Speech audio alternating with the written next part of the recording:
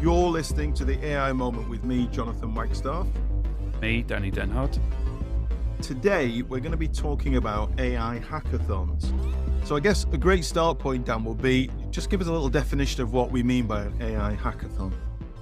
Sure. An AI hackathon is, you probably had an internal hackathon where majority of the business takes a day out and then you start hacking a product together or you start problem solving together.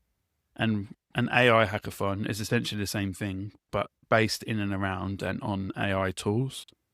So the reason why these are becoming popular and why Jonathan and I are recommending hackathons is it's a chance for everyone to come together, work with and around AI tools and start problem solving together with AI at the forefront of that, and why we think it's so important for people to start considering, especially if you're considering a workshop or you've done a workshop and now you want to move forward. And beautifully explained, Dan, if I may say so as well.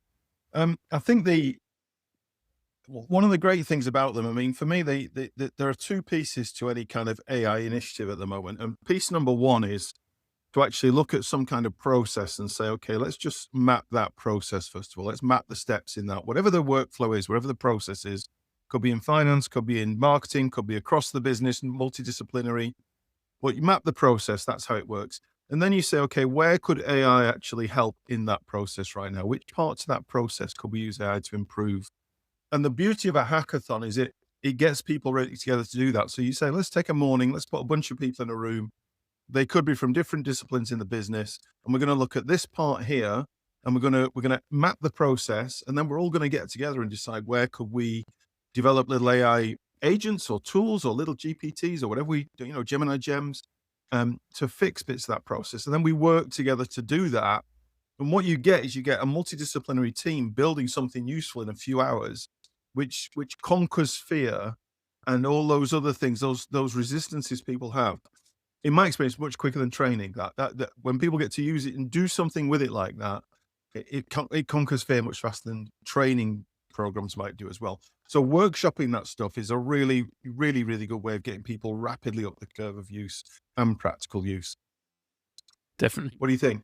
Yeah, definitely. Often we forget why we do what we're doing, especially around hackathons. So it's obviously fun, it's collaborative, it's great for team building, but it also brings together people who are all in, so AI pilled, and then it brings together people who are still skeptical and still don't want to use it. And I've found through workshops and I found through talking through and working with different people is you often need to start building together.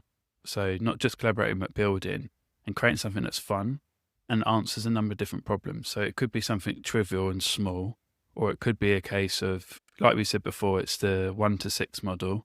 So it could just be a case of creating one piece of content and turn it into 6 and really reducing down the burden on the content team. Or it could be something that the product team just haven't been able to prioritize enough, and then actually building a really, really quick prototype together and showing how it would work, why it would work. And then you can get the tech team built in. So for me, it's one of the reasons why I'm saying to a lot of different department leads and business leaders is if you haven't done a hackathon right now and you're nervous that you don't have the right people, you should bring, people like Jonathan and I in to help you drive the business forward and help drive collaboration forward. Because if you're not doing it as a group or a larger group, it's going to be really, really difficult to get people collaborating on it and understanding the same set of tools and understanding it the same sort of way. So I'm not suggesting this is going to fix all problems, but what I am suggesting is, and recommending to people is, it's a bit of a statement to the business that it's not just talk, it is something that you're doing, you're building, you're collaborating together, and actually you're problem solving really, really quickly. I agree. And I think for many organizations, as we've talked about, this might be the first time or the only time you get marketing and sales and ops and finance and IT all in the same room solving a real problem together. And so you get to the point where, as we've talked about many times, AI is not a tech initiative. AI is an all business initiative. And so AI here becomes the shared language. It's not a tech initiative owned by the tech department. It's a shared language of all those guys. And what you sometimes find as well is that because that team have learned together in that morning workshop, they develop some shared prompts, they develop some shared workflows, they develop a shared confidence. that goes on beyond the workshop back into what they do together. So I think it's a really important way of getting those cross-functional teams to really each have a stake in the AI implementation in the business. It doesn't matter whether you're a business of 10 people or 10,000 people, you can pull one of these workshops together, multidisciplinary, and it really starts to help. Dan, what would you, if you were going to advise someone like a couple of, like, here's how you do it, here's how you start, or what would you advise people? I would say most companies know the problems that they're trying to solve, and they've probably done the exercise where it's effort versus reward. And anything that's medium effort, medium reward never really gets touched. So one of the core areas I suggest to people is pick one or two of those problems that you've identified that will move the needle. It's just, it won't get through into the product roadmap, or won't be something that will be executed on really quickly. Then pull the teams together, identify the two problems, break it down, and then start building it out. So assign people that necessarily don't work together a lot of the time, and then have one or two different, say 2, 3, or 4 different teams that are going to come together, collaborate on that, start working through the problem, and then using AI on top. And then say 2.5 hours later, they come together and then they demo what they've put together. So a lot of the time now, because prototyping is so quick now with AI, I often say if you don't have something prototype within an hour and a half, then you should probably have a check-in, try and get into prototype, and then do the delivery side of it, demo it, and then come back, pick a winner essentially, and then accelerate why that is so important, and try and get that into your roadmap, because almost all of the hard work's done. It just has to pass the code check and get the marketing teams and product teams working together. So that's my really quick 60 seconds version of how to get one started and where to really accelerate it. But would you have those teams revisit on a monthly basis? Would you have different teams do them? Maybe they do it once a month, once a quarter or something. What cadence would you recommend? Right now, because there's so much change, I would be recommending once a month. The challenge I would have for most businesses is some business will struggle to give you a morning and afternoon. I do think, as we've said numerous times, you need learning sessions, you need training and development within AI, you need those captains and champions, as we spoke about a couple of times. And I would say once a month. If you're getting to once a quarter, I think you're going to be so far away from what you did a quarter ago, it's going to be very difficult to accelerate on. So right now, I'd say once a month. If you're not in that sort of cadence and you're a really large company, I'd say every 6 to 7 weeks is probably the max you'd want to wait to come back together and try and do another one together.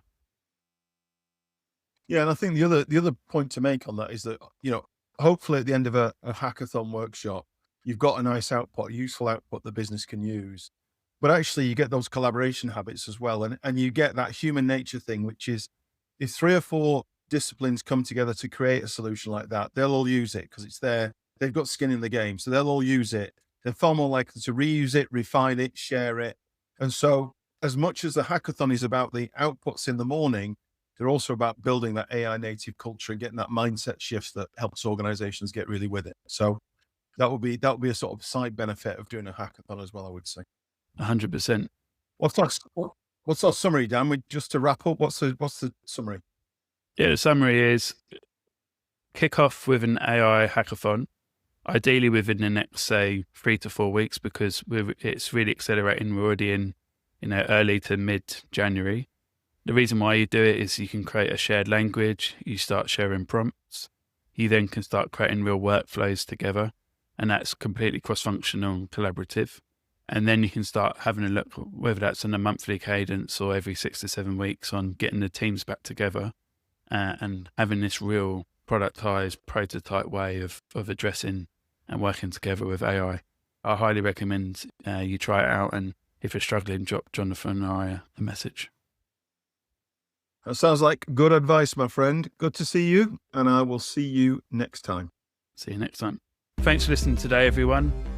If you liked what you heard, please give us a rating and review in any of the podcast players. We have a supporting newsletter, which is aimoment.co.uk, that comes out on Mondays and Fridays with every pod, and we dive a little bit deeper. So please subscribe there. Have a great week, and we'll see you soon.